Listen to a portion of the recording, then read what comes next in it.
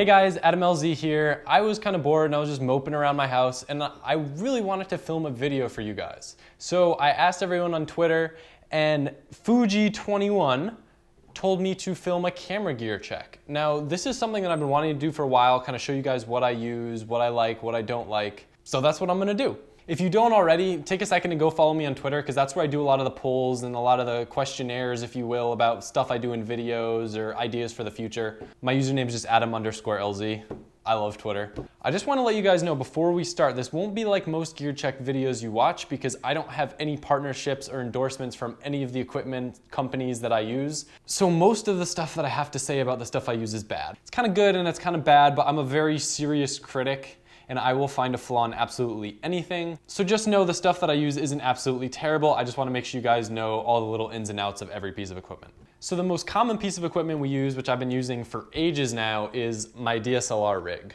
So this is what we use at skate parks whenever we're filming BMX stuff. I used to film everything with my DSLR, but now it's pretty much just riding because it's really the only way that I can get a good fisheye look that I like. So I'll start from the top down. I use a Rode Videomic. They're kind of expensive, but I was told with microphones and audio just not to mess around. I'm not gonna lie, it doesn't sound much better than cheaper mics that I've used in the past. I just spilled coffee on myself, so now I'm having a bad day.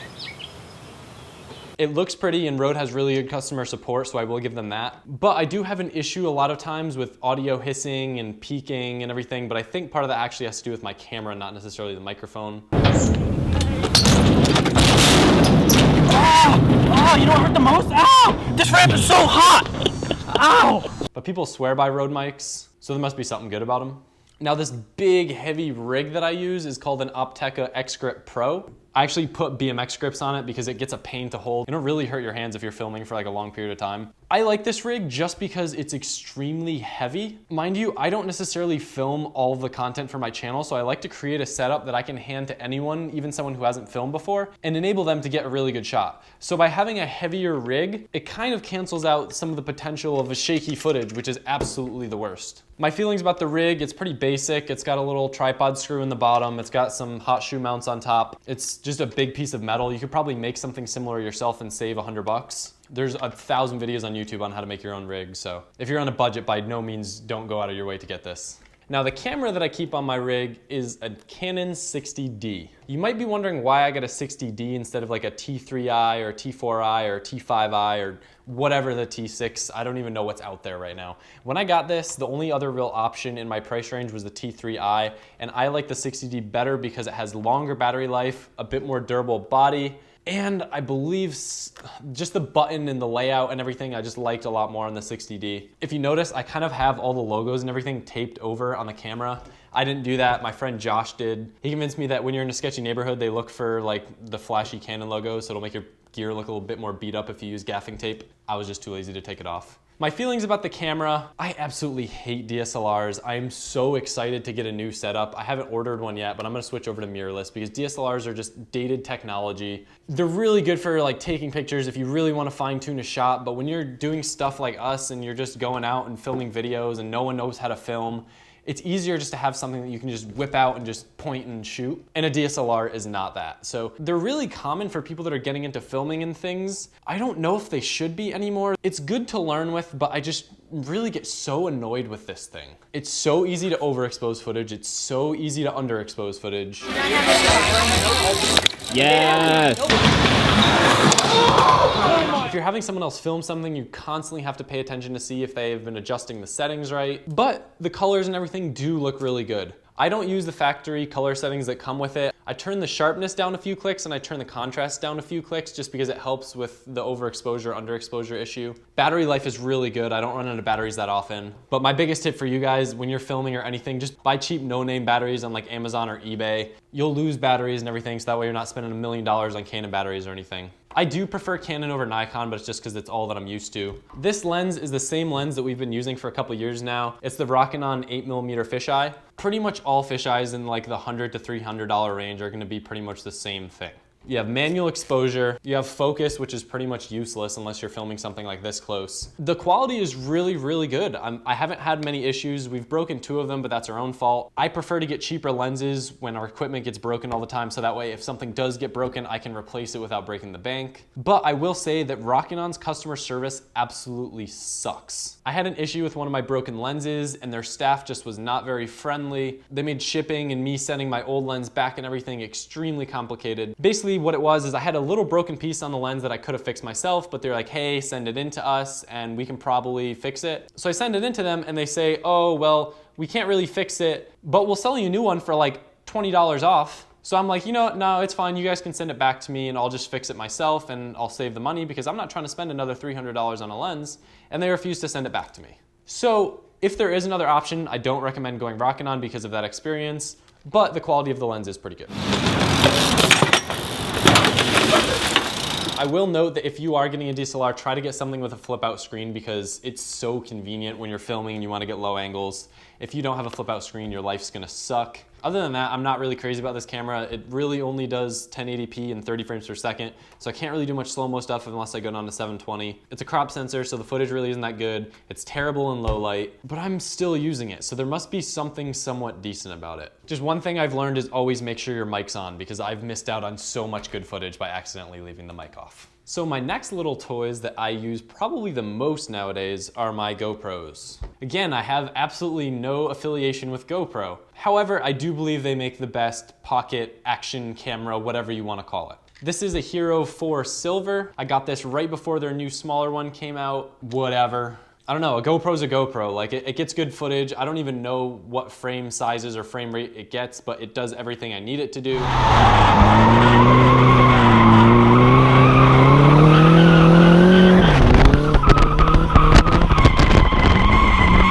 Obviously, the only complaints that you've probably heard from a million people about GoPros is that the audio quality is terrible. So GoPro makes these nice little adapters that absolutely suck. I've had 3 of these go bad on me and I don't realize until after I filmed an entire video and there's no audio. It's kind of like crappy headphones where the connection just kind of wears out. It might partially be my fault because I always have to bend them, but I feel like that should be GoPro's fault for the way that they locate it on the actual camera. Right off the bat, if you plan on doing anything with audio, make sure you get a skeleton case that has cutouts for the actual audio plug. And for my mic, I tend to use these little things called Edutige mics. I don't know, it's probably just the one that had the best reviews on Amazon. They're just this little itty bitty thing that plugs right in. And the quality is pretty good. I haven't had many issues with it. I think most of the issues that I have are actually with the adapter. Hey guys, this is weekly update number 3, and today we are with my girlfriend Nicole. We are with my girlfriend? Yeah, like they're with us. Oh, okay. This is a community. This is a community of YouTube. Going back to the DSLR real quick, I forgot to mention one other tip, and that's instead of having like one 64 gig memory card, I always recommend having like 2 32 gigs or 4 16s. Because A, it's a lot cheaper to buy them that way, usually. And B, if you lose one, it's not the end of the world. Now, if you're getting a DSLR, another really important thing is to make sure you get the right class memory card, because if you get the wrong class, your footage, you'll probably end up stopping recording mid-clip a lot, and it's really annoying. So just read the specifications and make sure you get the right memory card. On my GoPro, I have a GoPro suction mount. It's really the only GoPro accessory I buy that's genuine GoPro, because if I'm putting my GoPro on the back of a car or something, I want to actually have confidence that it's gonna stay there. A lot of the imitation GoPro mounts and accessories are just as good, but I like to have that peace of mind just for this one mount. Now, in addition to the Hero4 Silver, I also have a Hero4 Black. The reason why it was down on the ground is because I'm actually using it to record my audio for this video right now. I don't have an external audio recorder. I don't know even how to find one or what they're called. I might be stupid, I can't find one online. So usually what I do is I use a GoPro in my pocket with a lapel mic. My lapel mic is just a really cheap Polson mic. I got it from B&H Photo and Video. Again, no affiliation, but they tend to ship stuff really fast and they have a wide selection. It's a wired mic, so I never have to worry about having a wireless lapel mic and the connection not being good or anything. Going back to the GoPro, so yes, this GoPro does 4K. I've never filmed 4K with it. That's a lie. I filmed 4K once and it was miserable to edit and upload, so I just decided I was never gonna use it for 4K. I just decided that I wanted the best of the best GoPro. However, I didn't realize that the Hero4 Black does not come with a screen on the back. So I had to get one of their like push-in screens, because the screen, like you really want the screen if you're doing anything with action sports, just to make sure you're not cropping footage.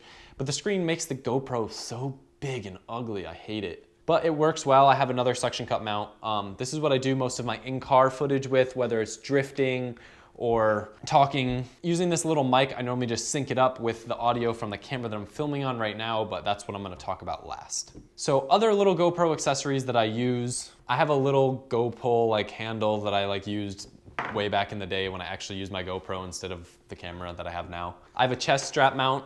I've used it like once. You'll find that most camera equipment you get, you use once and then you never touch it again, or at least in my experience, that's how it is. However, the GoPros I do use quite a lot. Another tip with GoPros, like I literally have like 20 batteries. I just buy the really, really cheap Wasabi Power batteries off Amazon. Amazon's awesome because I just go on and I just look at whatever has the top reviews and I'm like, okay, I have a peace of mind buying this equipment. So I have so many batteries, so I never have to worry about having a dead battery. All right, so for some reason, I didn't show you all my DSLR equipment, which I should have since I showed you the DSLR first, so I will show you some of the DSLR accessories that I use. This is the most weird suction cup mount I've ever seen. I used to use it before I had a GoPro for doing like time lapses and stuff, which I also have a remote for doing time lapses, which I've used once, which just like is a timer to take photos with the camera. It's kind of cool. It looks way better than doing time lapses just by recording for a long time and fast forwarding it. But I'm very lazy and I put minimal effort into making my videos, because if I put too much effort into my videos, it'd just be weird. It'd just be really weird.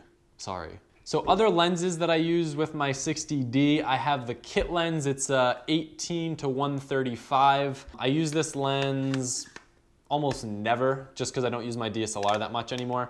But it's a really solid lens for like shooting photos because it's wide enough to just be kind of versatile. And then it's got a pretty good zoom in it. So if something's far away, you can actually get it in frame.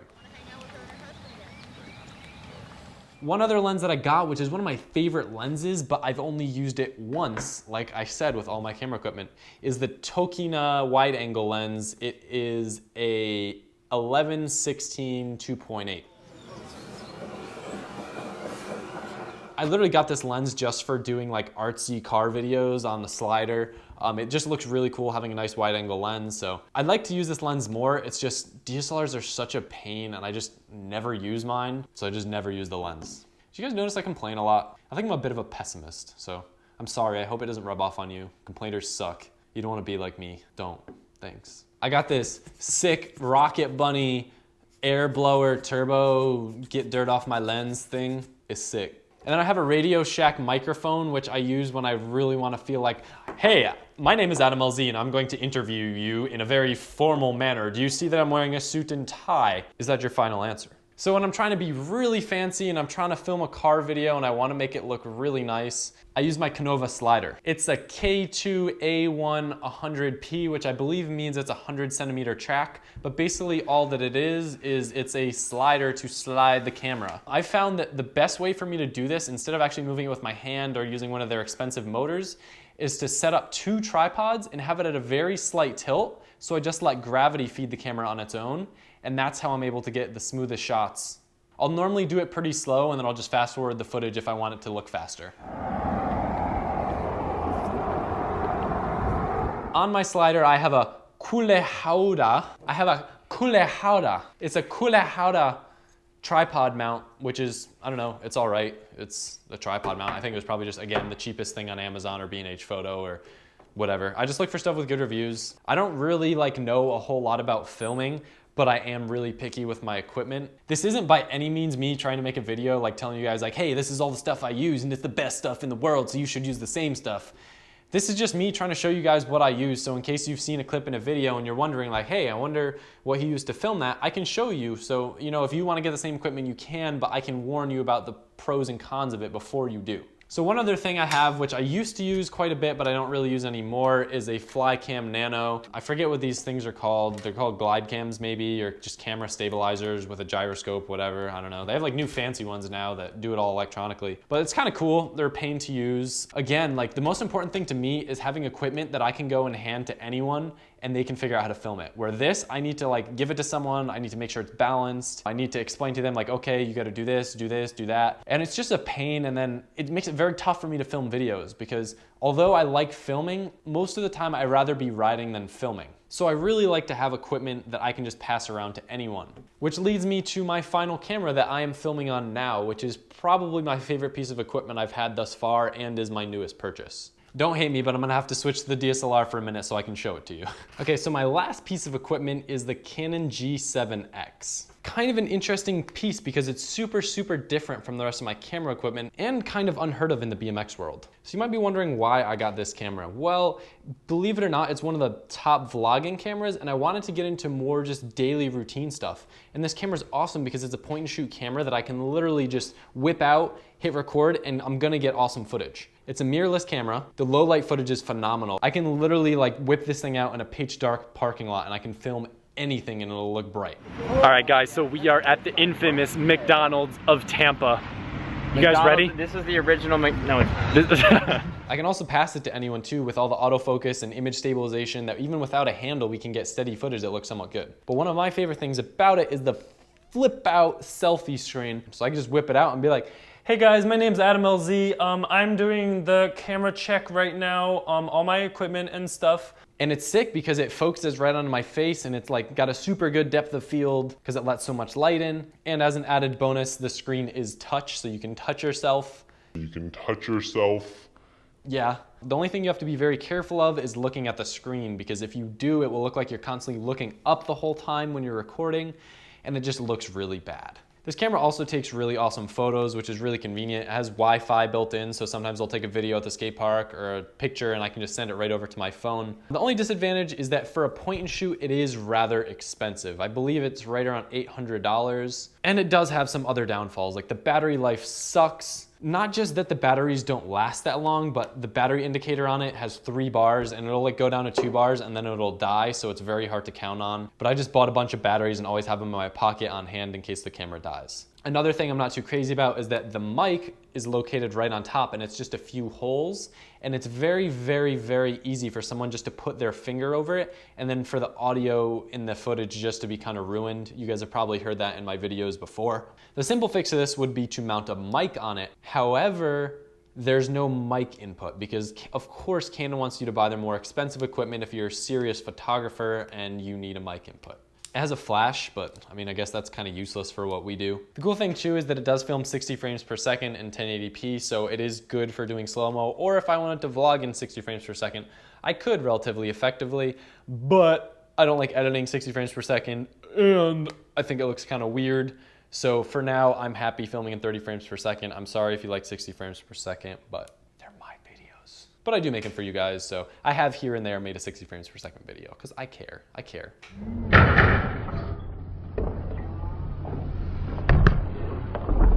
In terms of camera equipment, what I want to get next is a mirrorless setup. I'm looking at the Sony A7 series. I don't know which one I would get, but they're very expensive, and it's annoying because I can't use all my Canon lenses. But they do make an adapter, so that is something I can look into. Now real quick, I might as well talk about briefly what I use to edit. I have an iMac Retina. It's just like fully optioned out, so it's the biggest screen with all the RAM, all the memory, I made sure I got every possible thing I could ever need on the computer, so I just know that I have the best of the best because my life is pretty much editing. That's what I do 90% of the time, so I justified it to get the best computer I possibly could. I use Adobe Premiere Pro, which I like quite a bit. I switched over from Vegas to Final Cut to Premiere, and I did miss Vegas a bit at first just because of how simple it was. Final Cut I hated. Premiere is awesome. If you're in Final Cut and you're not really wanting to make the switch over to Premiere because you like know how to use Final Cut and everything, it's a super easy transition. I literally took all my short keys that I had in Final Cut and just implemented them into Premiere so I can edit the same way I did. And it doesn't lag and I can play back, and it's just saves me so much time. I can edit like a 30-minute webisode in like 4 hours. Okay, I guess that's a bad example because that sounds like a lot of time. But I can just stick something up in the timeline, play it, mark in, mark out, drop it in the timeline, mark in, mark out, drop it in the timeline. And like most of these videos, that's all I really do. So I don't need to have crazy editing power, After Effects, plug in, play, crazy animation, fire breathing, dragon slaying, manslaughter. Like I just don't need that. So that's about it for my camera gear and my camera equipment slash setup and everything. I kind of want to make a video at some point in the future just about basic guidelines on how to film a decent video. I know mine aren't really the best examples because it's not like I have much production quality, but believe it or not, I do have a little bit of knowledge on how to put together a BMX video that actually looks cool and that doesn't drive your viewers insane. So I'm thinking about making something like that in the future. But in the meantime, I actually do want to let you guys know something really cool real quick because I haven't mentioned this in a video yet. I just bought tickets for us to go to Barcelona in Spain, in Europe, in the earth. So I'm really stoked. We're going there for spring break. I think it's somewhere from like March 6th to the 13th. It's going to be me, Bert, and our friend Avery, who is a wizard behind the lens of a camera. So we're gonna try to get lots of cool photos. I'm gonna try to vlog and do like BMX lifestyle type videos every single day. And Avery's gonna help film some stuff too, so I'm thinking of maybe trying to put together a little edit. But anyway, if you guys happen to live in Barcelona by chance, I would love to meet some of you guys. Maybe you could show us around some spots or some food places. We can go get some good ice cream if you have that over there. It's called like what, like té helado? Or no, that's iced tea. It's just called helado. Or is that ice? Helado de leche? I don't know, whatever you guys call ice cream over there. Hopefully you understand English because I like ice cream, Bert likes ice cream, Avery likes ice cream, and we are coming to eat all your ice cream. Oh my God, who is it? Who is it? Hello? Okay, that's weird. I literally ordered new wheels for the 240 like 2 days ago and they already got here, so I'm super stoked. I thought about showing you guys in this video, but I think I'm gonna make you guys wait because I got a lot of cool stuff going on with the 240 and I'm really excited to show you guys. But anyway, I really appreciate you watching this video and I hope it helps you out. Feel free to ask me any questions in the comment section and I will do my best to answer all of them. And if you guys could do your best to answer questions as well, that saves me time and helps each other out, which is sick. I love it when you guys help each other out. If this video helped, give it a like, and thanks for watching. Bye. What is this? So we're not just like doing this for fun.